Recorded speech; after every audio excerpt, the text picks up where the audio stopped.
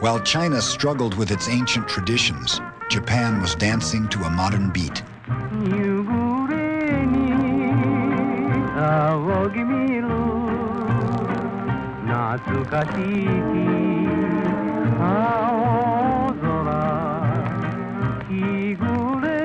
In the cities, it was a time of bobbed hair and bathing beauties, of chorus lines and cabarets.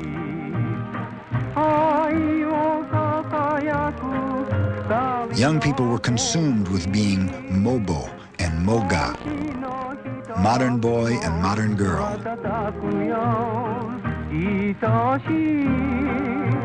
People flocked to baseball games and newer entertainments like radio and Hollywood movies. Of course, modernization meant new problems, like rush hour.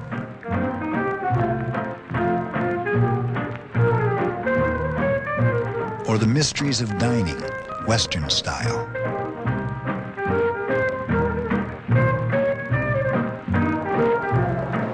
But for many Japanese, the problem was modernization itself. Modernization had widened gaps between city and country. Farmers were at the mercy of international markets. If rice or silk prices fell in the West, farmers starved. For food, many families sold their daughters into prostitution.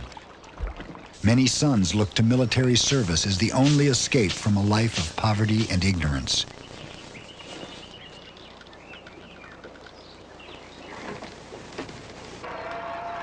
In the factories, striking workers were demanding a bigger share of the profits. The big family-run corporations called zaibatsu used their power to keep wages low and profits high. Zaibatsu greed pushed many young Japanese far to the political left.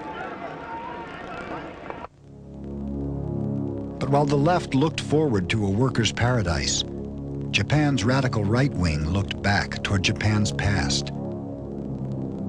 They saw national salvation in a return to the way of the samurai, a country ruled by the emperor and run by pure-hearted officials.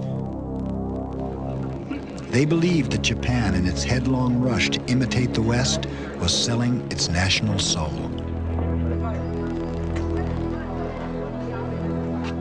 In the early 1920s, most Japanese were caught between modern times and old traditions, embracing Western ideas while fearing the power of the West.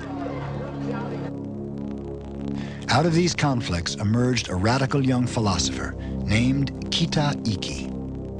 He began his life searching for a way to close the gap between Japan's rich and poor, and to inspire Asia to fight against foreign influences and Western imperialism. Kita Iki reacted strongly against the westernization of Japan as he saw it. For him, the West was the enemy. Japan had to fight the battle of Asia against the West. That meant he was for a pan-Asian movement, in which, of course, the Japanese would always be top dog. So he went to China, as other Japanese of that day did. Kita went there right after Sun Yat-sen's rebellion in 1911. Kita hoped to help the Chinese free themselves from Western domination. But he soon discovered that the Chinese didn't think of the Japanese as liberators. They saw Japan as just another imperialist, using military power to take commercial advantage of China. Under my veranda were raging waves of crowds, insanely shouting their anger and hatred at my native land of Japan.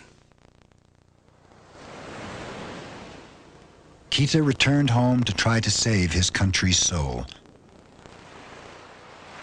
He retreated to Sado, a remote island in the Sea of Japan. On Sado, Kita found an ancient vision of Japan that shaped his own. In the 13th century, the Buddhist monk Nichiren blasted Japan's spiritual decadence and warned of imminent foreign invasion. The imperial government banished Nichiren to Sado Island, where his disciples still chant the Lotus Sutra.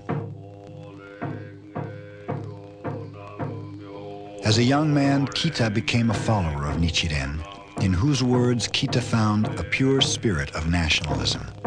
I will be the pillar of Japan. I will be the eyes of Japan. I will be the vessel of Japan.